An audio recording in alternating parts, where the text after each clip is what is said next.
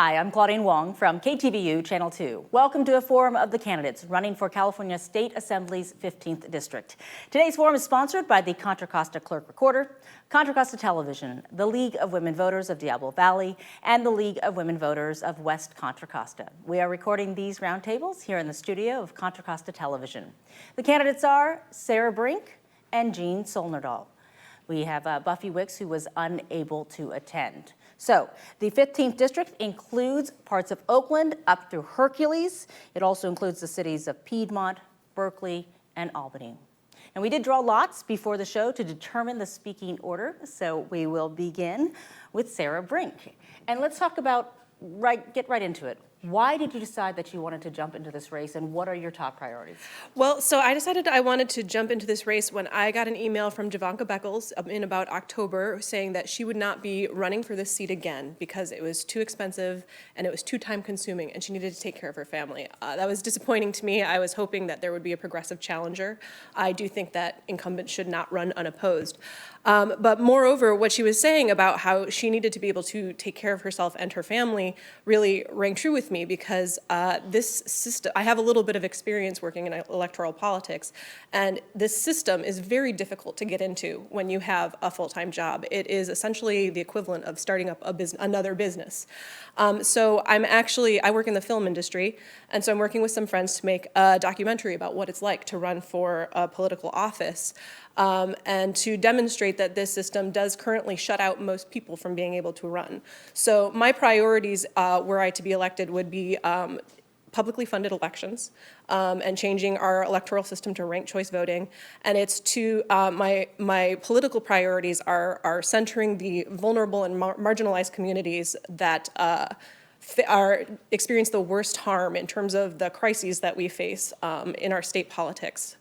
So in terms of, are we talking? Housing crisis, income inequality and poverty, climate change, all of those things.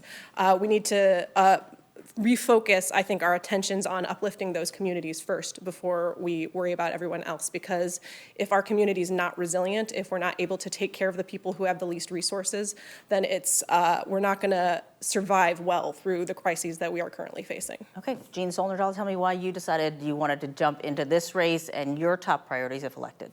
Yes, I feel that we are not taking care of our community the way that we should be. I feel that our community is not safe, and we should be taking care of our homeless people. We should be improving our schools, and we are overtaxing our citizens. And our citizens are not able to even afford housing. Our people are being forced onto the streets. And we need to look at the crime that's going on in our communities. And we need to take care of those things first. And I think that we are not doing those things. And so I would like to take a look at those things, and I'd like to do what I can to serve my community. Was there a moment where you said, I got to get in? Or was it building over time? It's been building over time. I do serve on 2 central committees, and so I do what I can through the central committees, but I felt that I could do more as an assembly member. Okay, so let's break down these issues. You guys both mentioned populations in need. Yes. In terms, is that for you homeless? Is it mental health? Is it which category? When they say, okay, where do you want to really focus on among these communities in need? Where do you find the most need? Well, the homelessness definitely is a priority. Our homeless population has increased by at least 50% over the last few years, and I don't see that anybody has come up with a solution. And I think I have some solutions. So can you list a couple of solutions? Is it more money? Is it more resources? Is it all of the above? All of the above. I think, one, we need to increase our mental health services. We need to address the drug crisis. And we also need to address affordable housing. And I think that all the time people are saying, oh, we've got affordable housing. Well, we don't have affordable housing. Affordable housing for the homeless people is not $1,700 a month. So we need to take a look at affordable housing. And yes, we can provide housing vouchers, but then a lot of people don't want to take people that are homeless. because of the stigma that comes along with that. So, I think we should take a look at single-room occupancy.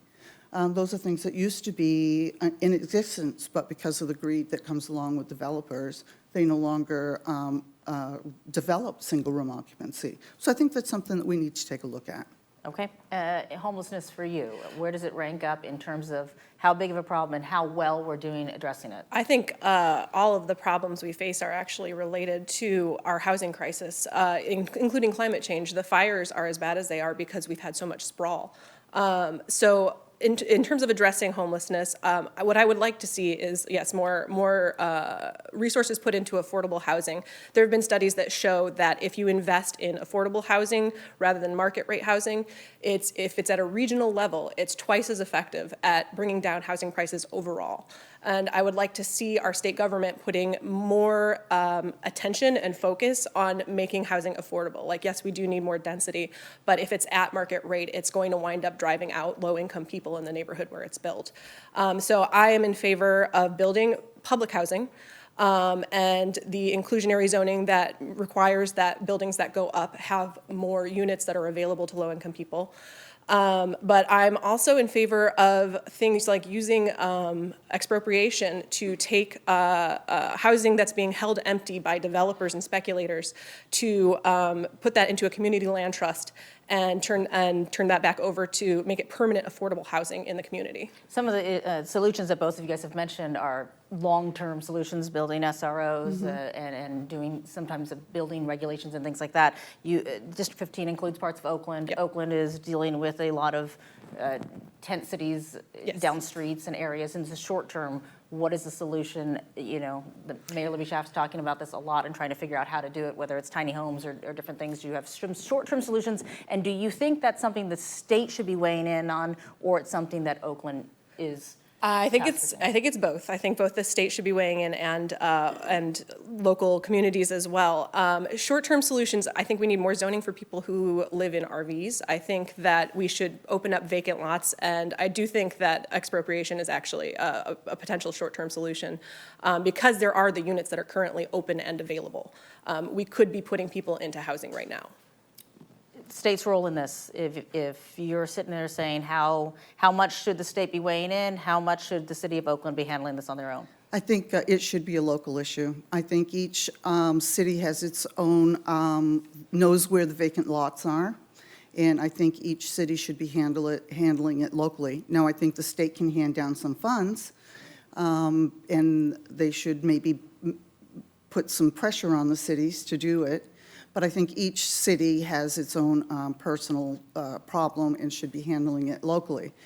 And I do think that we do have some vacant lots, and I think that these tents should be moved off of the sidewalks, and they should be put into these vacant lots. Is that something that should be mandated by the state, or that's just something that you're just pushing that advice towards the city saying, I wish you could do that? I think it should be a local ordinance.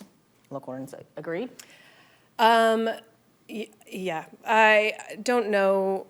The problem with pushing people into vacant lots is they're still sleeping outside. And that's why I think we need to focus more on getting people at least out of the elements.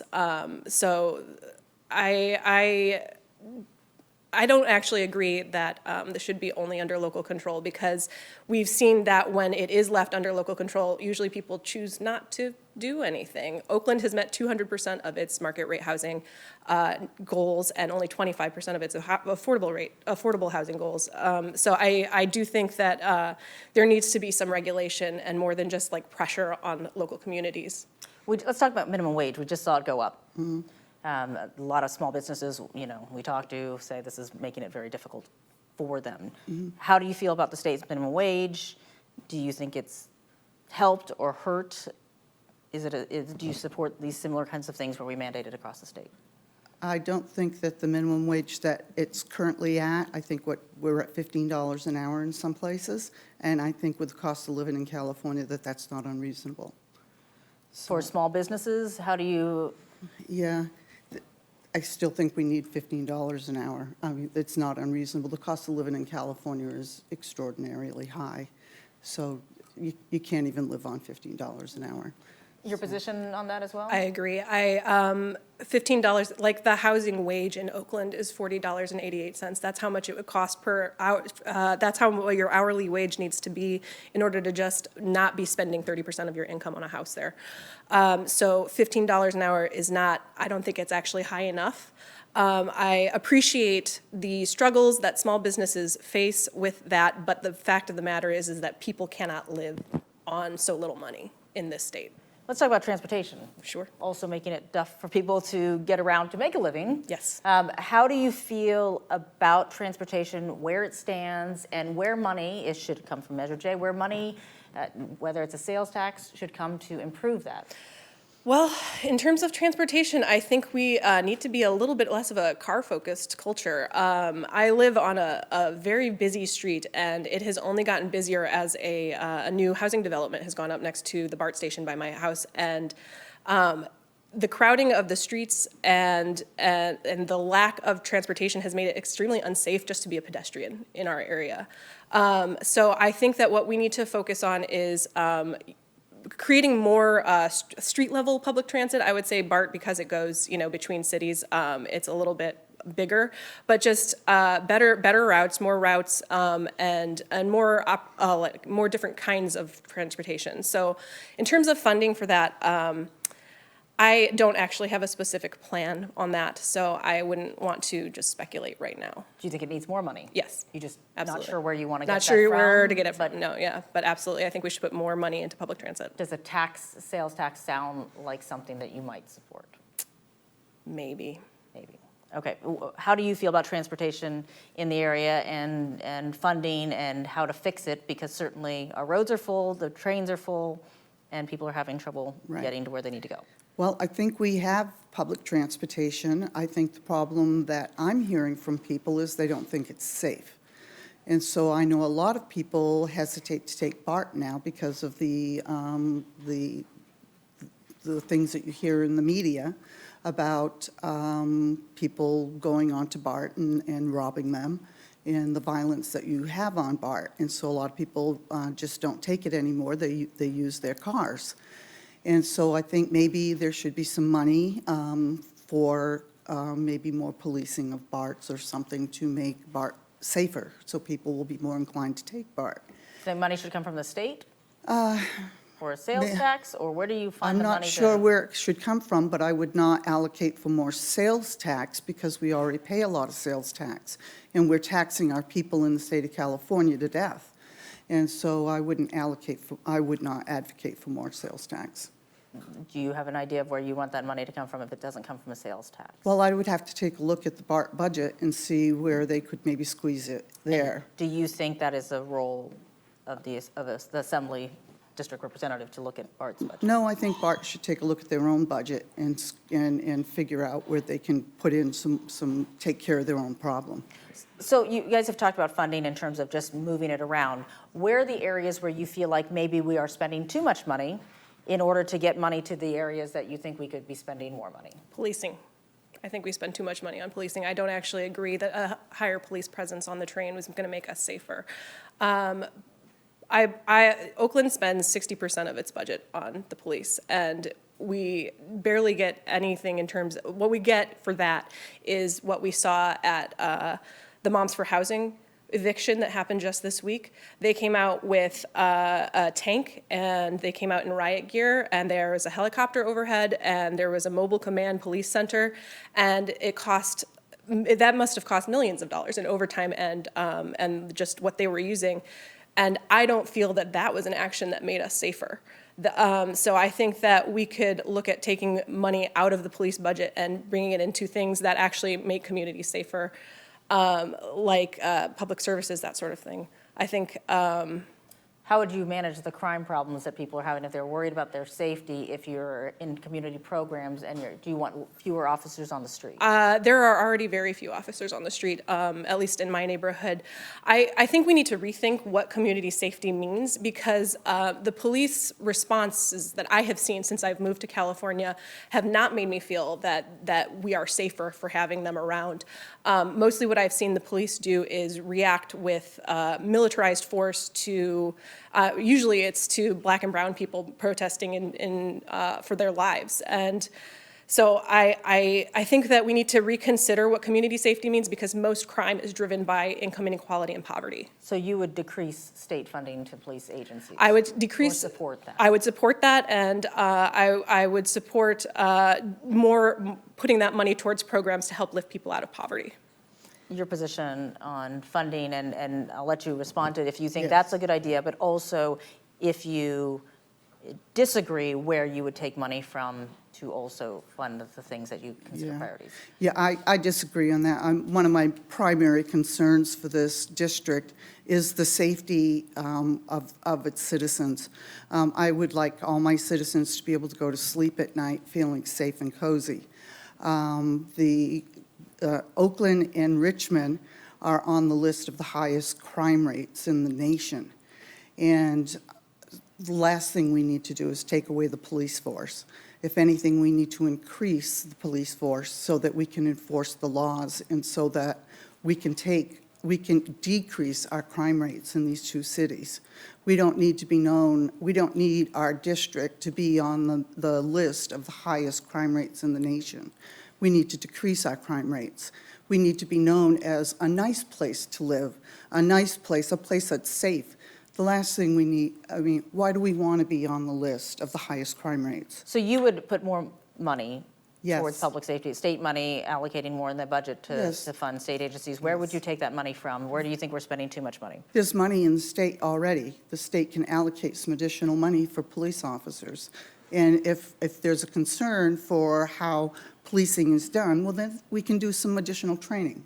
Do you believe in a rainy day fund for the state? That's been talked about in terms of establishing something that is preserved and money allocated for that. Would you? Yes, I would. I would, if we need more policing in Richmond and in Oakland, and if there's a problem with how policing is done in those areas, then we'll do some additional training for our police officers. Okay, how do you feel about a rainy day fund? Do you feel like if we have extra money, if the state of California We currently have a surplus. has the surplus, and the Yeah. governor's talked about the surplus, there's debt, and there's pension issues, and there's all sorts of other things that we could spend that money on.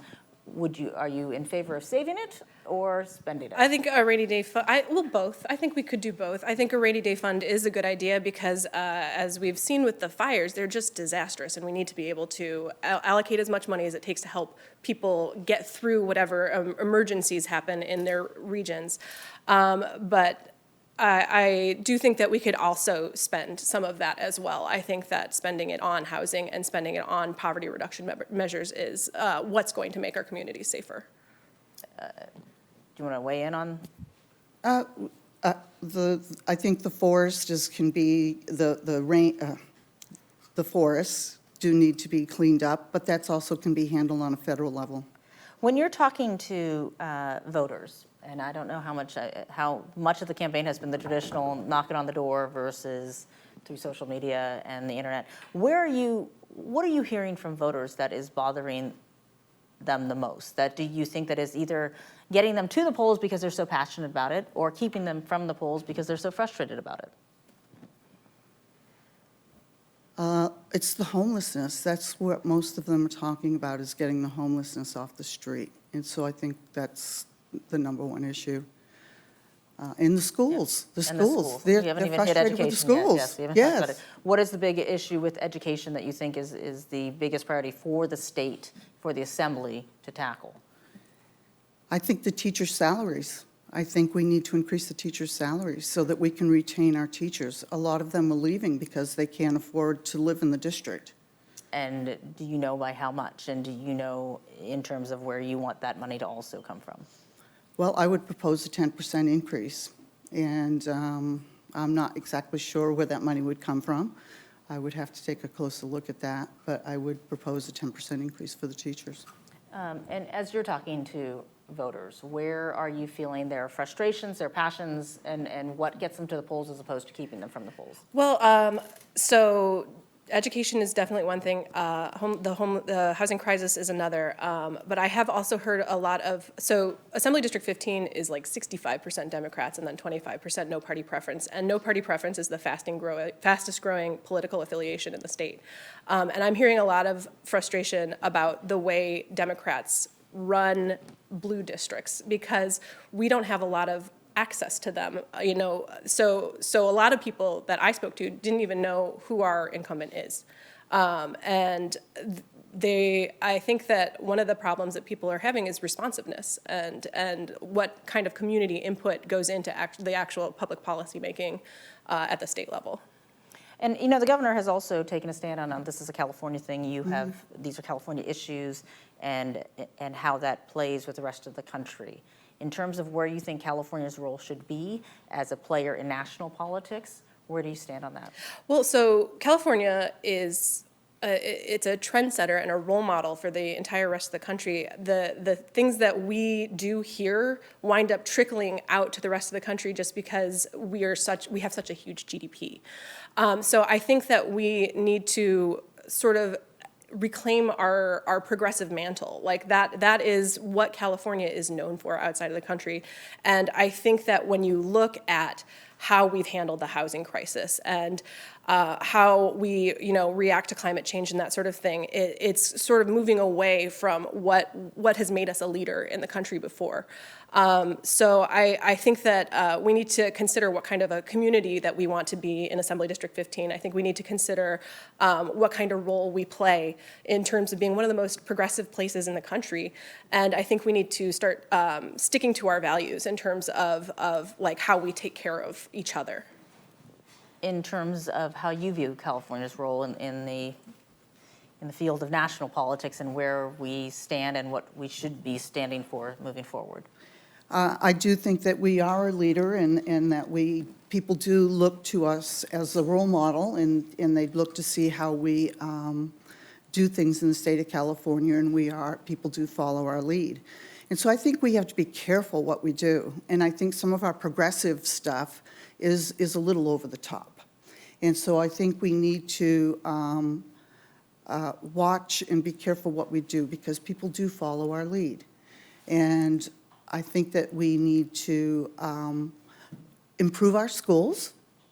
And I think there's a lot of states that have much better schools, and we can look to see, like Massachusetts. Massachusetts has great schools. So we can look to see what they're doing with their schools, and we can try to implement some of the things that they're doing. Our homelessness. We have the worst homelessness problem in the country. We need to do something about that because it's making our cities bad. I mean, San Francisco is supposed to be the best tourist place to come. And we have maps of where not to step. That's not inviting. So if there's one issue that defines you from the other candidates in this field, what would the issue be that says, this is my issue, this is where I stand differently? I think that I'm conservative instead of progressive.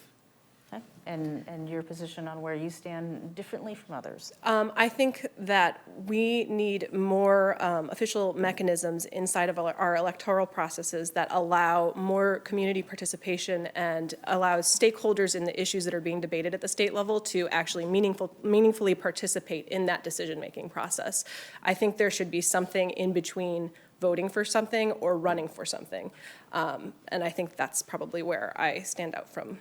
And would you say in this process, as we do this forum so that voters can get more educated, that it's been easy or difficult to reach the constituents in District 15? Oh, it's been very easy. I've been going out and I've been knocking on doors and I've been talking to everybody, and everybody's been open.